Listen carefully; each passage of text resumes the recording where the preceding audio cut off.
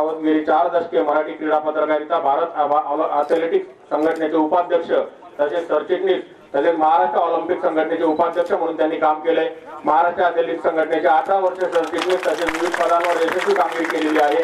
4 दशकांच्या क्रीडा पत्रकारितेमध्ये 8 ऑलिम्पिक स्पर्धा, 10 आशियाई स्पर्धा, 3 विश्वकरंडक क्रिकेट स्पर्धा, जागतिक हॉकी स्पर्धांसह 75हून अधिक क्रीडा स्पर्धांचं परदेशातून थेट वृत्तांकन त्यांनी केलेलं आहे। ते एकमेव मराठी पत्रकार असे आहेत की ज्यांनी या सर्व स्पर्धा 75 स्पर्धाहून जास्त अधिक स्पर्धांचं त्यांनी कव्हरेज दिलंय। त्यानंतर 31 वर्षे पुणे आंतरराष्ट्रीय मॅरेथॉन स्पर्धेचं सातत्याने ते आयोजन करत असतात। शिवजयंती म्हटली की हा एक दिवस असा असतो जीवनात की ज्यावेळी आपण शिवाजी महाराजांना स्मरण करतो आणि शिवाजी महाराजांना स्मरण करून या वर्षाचं नेमकं आपल्या जीवनात आपण कसं पुढे जायचंय, त्यांचा वैभवशाली इतिहास हा लोकांच्या पर्यंत कसं पोहोचवण्याच्या दृष्टिकोन आपण सर्वजण प्रयत्न करत असतो। शिवाजी महाराजांचा काय वैभवशाली इतिहास होता आणि शिवाजी महाराजांना हिंदू बादशाह ही पदवी का संबोधली आणि का सुराज्य हे सुराज्य केलं, त्याच्यावर मी काय जास्त भाषा आज करणार नाही। मी 2 मिनिटातच मी माझं मनोगत व्यक्त करणार आहे। प्रामुख्याने मी महाराष्ट्र सरकारचं मनापासून आभार व्यक्त करतो की जो माझा आयुष्यभराचा अजेंडा होता, आज मी खासदार झालो असेल पण खऱ्या अर्थाने माझा पूर्वीपासून अजेंडा हाच होता की शिवाजी महाराजांचा जिवंत इतिहास हा जिवंत राहण्याच्या दृष्टिकोनातून आपण प्रयत्न सर्व सरकार मंडळी सर्व करणं गरजेचं आहे। आता जिवंत इतिहास हा आहे की किल्ल्यांचं संवर्धन होणं गरजेचं आहे। शिवाजी महाराजांचं स्मारक आपण अरबी समुद्रात करता हे कौतुकास्पद आहे, पण त्याचबरोबर मी तर म्हणे 1% जास्त आपण शिवाजी महाराजांचे किल्ले हे संवर्धन होणं गरजेचं आहे। मला आनंदाची बाब आहे की मागच्या वर्षी मुख्यमंत्री साहेब रायगडला राज्याभिषेक सोहळ्याला आले होते आणि लोकांचं बहुतेक करून प्रेशर पाहिलं असेल किंवा मुख्यमंत्री पहिल्यांदा रायगडवर येतो ही इतिहासाचीच नोंद करण्यासाठी तर तिथं इतका वेगळा प्रवाह असतो, लोकांचं प्रेशर असते आणि मुख्यमंत्र्यांनी तिथं डिलिव्हर करणं गरजेचं असते। ते मुख्यमंत्र्यांना माहित होतं तरी मुख्यमंत्री आले आणि 536 कोटीचा आराखडा त्या दिवशीच त्यांनी मंजूर केला। त्यातले 200 कोटी हे सेंट्रल गव्हर्नमेंट मधून येणार आहे, ते गडकरी साहेबांच्या माध्यमातून आम्ही तिथं प्रोसेस सुरू केलेलं आहे। माझी मुख्यमंत्र्यांना विनंतीच आहे की जे आपण प्रॉमिस केलं होतं आम्हाला की 336 कोटीपैकी दरवर्षी 100 कोटी आपण देणार, तर यावर्षी 100 कोटीपैकी 71 कोटी हे पैसे आपण वर्ग केलेत असं आमच्या कानावर आहे। पण ते 71 कोटी रुपये जोपर्यंत पुरातत्व खात्याच्या अकाउंटवर जात नाही ते काम सुरू होत नाही। आणि म्हणून माझी आपल्याला विनंती हीच राहणार आहे की DGAS आहे आणि आपल्या महाराष्ट्र सरकारची लवकर मीटिंग व्हावी आणि जेणेकरून आपल्याला हे पैसे जे आपण वर्ग केले ते लवकर रायगडचं काम सुरू व्हायचं। रायगडचा इतिहास मला इथं सांगायचं नाही, पण माझी आपल्या अनेक दुसरी विनंती जी मागच्या वर्षी सुद्धा मी केली होती ती दुसरी विनंती आहे म्हणजे अनेक किल्ले आपले 350 किल्ल्याचे अधिक आहेत शिवाजी महाराजांचे, पण सगळेच किल्ले आपण करू शकत नाही, 5 मॉडेल फोर्ट्स करावे। त्यामध्ये रायगड, राजगड त्यांची पहिली राजधानी होती, सिंधुदुर्ग आहे, तिथं पन्हाळा किल्ला आहे, 5वा किल्ला आपल्याला कुठला घ्यायचा आहे, खानदेश मध्ये असून दे, विदर्भामध्ये असेल किंवा मराठवाड्यातला असेल, हा कुठला आपण किल्ला घ्यावा, 5 मॉडेल फोर्ट्स करा।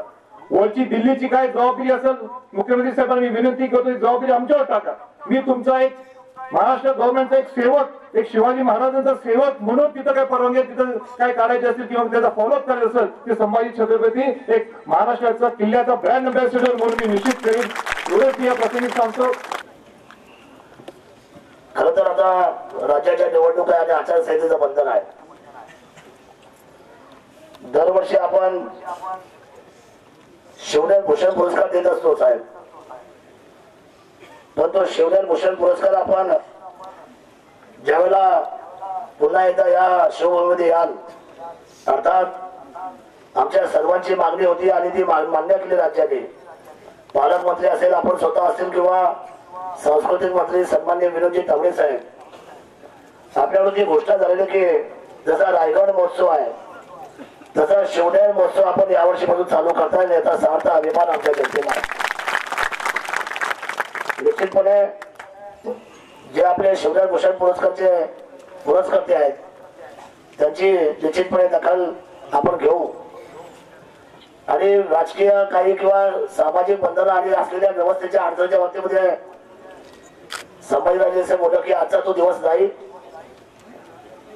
पण एक गोष्ट निश्चित आहे, राज्याचे मुख्यमंत्री म्हणून माझ्या शिवभूमीचा गौरव आपण जगाच्या व्यासपीठावर नेला, अरबी समुद्रामध्ये माझ्या राजाचं स्मारक होतं, याच्यापेक्षा अजून आनंद आमच्या आयुष्यामध्ये काय असला पाहिजे. आणि म्हणून मुख्यमंत्री मोदी आपलं कौतुक करणं क्रम पाहत आहे. निश्चितपणे जगाला हेवा वाटावा अशा पद्धतीचा शिवरायांचं स्मारक या अरबी समुद्रामध्ये उभं राहत आहे. आणि त्याचबरोबर जे 5 फोल्ड आपण घेणार आहात, ज्याला मॉडेल आपण करणार आहात, मला वाटतं शिवरायांचा पहिला अधिकारच आहे. राजे जन्माला इथं आले,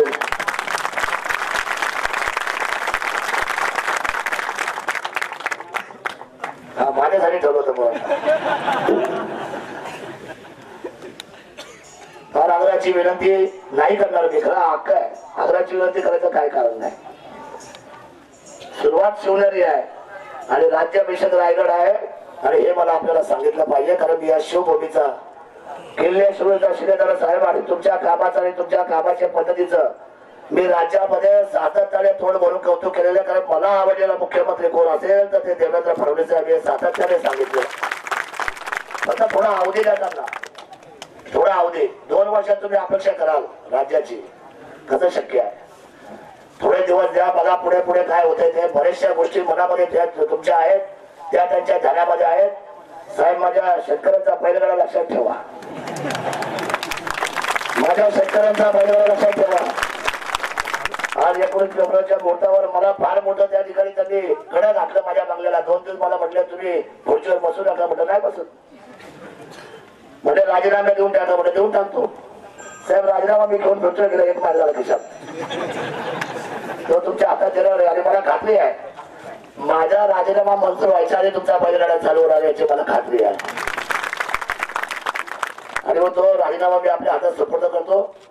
आणि तमाम जनतेचे कैवारी आहात, वेळ आपल्याकडे कमी आणि काम जास्त आहेत मला कल्पना आहे, परंतु शिवजयंतीच्या निमित्ताने मी माझ्या तमाम असलेल्या मायबाप जनतेला मी आश्वासित करेन की हे राज्य आणि या राज्याच्या बाबतीतले संवेदनशील मुख्यमंत्री निश्चितपणे आपल्या बऱ्याचशा गोष्टी मार्गस्थ करतील आणि छत्रपती शिवरायांच्या स्वराज्याला सुराज्य करतील अशा भावना व्यक्त करतो आणि थांबतो. जय हिंद.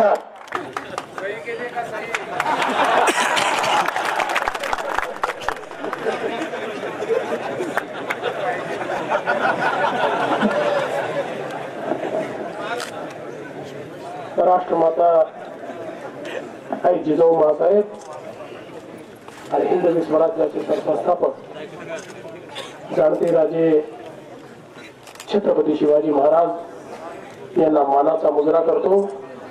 या ठिकाणी मंचावर उपस्थित जिल्ह्याचे पालकमंत्री गिरीश बापटजी, विशेषत्वाने या ठिकाणी उपस्थित जे खऱ्या अर्थानं महाराजांचा रक्तानं आणि विचारानं दोन्ही पद्धतीनं वारसा अतिशय समर्थपणे चालवत आहेत, ते महाराज आपले छत्रपती संभाजीराजे, आमचे सहकारी आमदार विनायकरावजी मेटे, आपल्या जुन्नरचे लोकप्रिय आमदार आणि ज्यांचा राजीनामा मी स्वीकारणार नाहीये ते श्री शरद सोनवणेजी, ज्यांचा आपण या ठिकाणी सत्कार केला. खऱ्या अर्थानं क्रीडा संघटक असलेले एक नामवंत क्रीडापटू असे प्रल्हाद सावंतजी, सन्मान्य राजेंद्र कुंजीरजी, श्री भगवान घोलपजी, श्री प्रकाश जाधवजी, आपले विभागीय आयुक्त श्री चोकलिंगम, आपले जिल्हाधिकारी श्री सौरभ राव, पोलीस अधीक्षक सुवेज हक, या ठिकाणी उपस्थित सर्व शिवप्रेमी भगिनी आणि बंधूंनो, सर्वप्रथम आपल्या सर्वांच्या वतीनं मी जगभरातल्या शिवप्रेमींना छत्रपती शिवाजी महाराजांच्या जन्मोत्सवाच्या खूप खूप शुभेच्छा देतो. खऱ्या अर्थानं आम्हाला स्वाभिमान जर कोणी शिकवला असेल परकीयांच्या आक्रमणातनं मुक्ती देऊन स्वराज्याची स्थापना जर कोणी केली असेल तर ते आमचे छत्रपती शिवाजी महाराज होते. आणि अशा काळामध्ये की ज्यावेळी संपूर्ण महाराष्ट्र आणि भारत हा निराशेमध्ये होता, आमचं शौर्य हे कुठेतरी लीन झालं होतं आणि अनेक देशातले वीर सरदार हे देखील परकीयांचे मांडलिक म्हणून काम करत होते. अशा वेळी अतिशय लहान वयाचे असलेले छत्रपती शिवाजी महाराज हे शपथ घेतात की परकीयांच्या आक्रमणातनं स्वकीयांना सोडवीन आणि त्यांचंच राज्य त्या ठिकाणी स्थापित करीन. आणि ज्या प्रकारे मावळ्यांना घेऊन त्यांनी या ठिकाणी इतका बलाढ्य असलेल्या साम्राज्याला त्या ठिकाणी पराभूत केलं आणि खऱ्या अर्थानं आपलं स्वराज्य हे त्या ठिकाणी स्थापित केलं. हे स्वराज्य स्थापन करताना देखील भाव काय होता, हे माझं राज्य नाही आहे, हे राज्य जे आहे ते जनतेचं राज्य आहे, ते रयतेचं राज्य आहे, मी रयतेचा राजा आहे, रयतेनं मला राजा केलेला आहे. म्हणजे आपली सगळी शक्ती, आपली सगळी ताकद, आपलं सगळं शौर्य हे जनतेला अर्पण करणारे राजे जर कोणी असतील तर ते छत्रपती शिवाजी महाराज होते. आणि हे सगळं करत असताना केवळ शौर्य नाही तर राजकारभार कशा प्रकारे चालवला पाहिजे याचं जगामध्ये अत्यंत उत्तम उदाहरण जर कोणी आपल्या समोर ठेवलं असेल तर ते महाराजांनी ठेवलं. सर्वांना न्याय देणारं राज्य, जाती धर्माच्या पलीकडे व्यक्तीला न्याय देणारं राज्य आणि अन्यायाच्या विरुद्ध अतिशय ताकदीनं कारवाई करणारं राज्य हे छत्रपती शिवाजी महाराजांचं राज्य होतं. आताच संभाजीराजे म्हणाले ही गोष्ट खरी आहे की महाराजांचे किल्ले हा आपला वारसा आहे आणि तो वारसा आपण जपलाच पाहिजे. खरं म्हणजे आता आचारसंहिता असल्यामुळे मला फार काही बोलता येणार नाही, पण मी राजांचं देखील खूप मनापासून अभिनंदन करतो की त्यांनी आपल्या शिरावर ही जबाबदारी घेतली आणि 5 किल्ले हे मॉडेल करायचे हा निर्णय या ठिकाणी झाल्यानंतर सातत्याने त्याचा पाठपुरावा केला. आणि मला सांगताना आनंद वाटतो की त्यांच्याच पाठपुराव्यामुळे माननीय मोदीजींनी स्वतः घोषित केलं की रायगडाला पहिलं मॉडेल फोर्ट म्हणून त्या ठिकाणी आपण तयार करायचा. आणि ASI ला त्यांनी एक बैठक घेऊन हे आदेश दिले की त्याकरता एक वेगळी पूर्ण व्यवस्था उभी करा, वेगळं ऑफिस उभं करा आणि त्यातनं या ठिकाणी रायगडाचं काम हे लवकरच सुरू होणार आहे. आणि शिवनेरीचं काम तर आपण सुरूच केलं आहे, कारण ही गोष्ट खरी आहे की पहिला अधिकार तर शिवनेरीचाच आहे, त्यामुळे काही काळजी करायचं कारण नाहीये.